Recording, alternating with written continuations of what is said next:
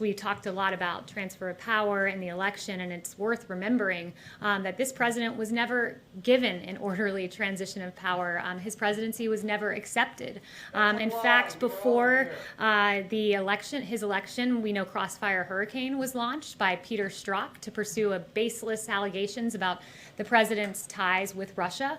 That's before he was president, trying to subvert the will of the American people. We know in August, Peter Strzok wrote a text message about an insurance policy against a Trump presidency, once again trying to silence the voice of the American people.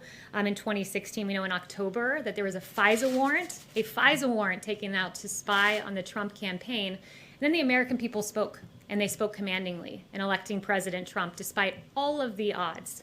And what happened after he was elected?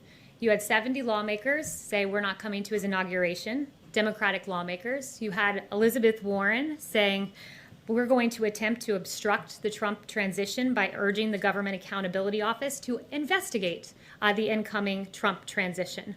In January of that year, you had President Obama have a by-the-book meeting where they talked about the Logan Act, using that act to go after Lieutenant General Michael Flynn. Just before the inauguration, you had BuzzFeed promoting and publishing this bogus Steele dossier that's been widely debunked.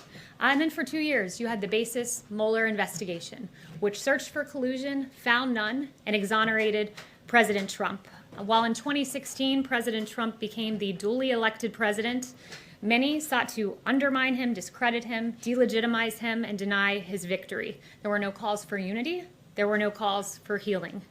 So while every legal vote is counted, let us not forget the inexcusable transition, or lack thereof, that President Trump had to endure in 2016 and 4 years into his presidency. Thank you, everyone, for the very good and substantive questions today. Do you understand that you all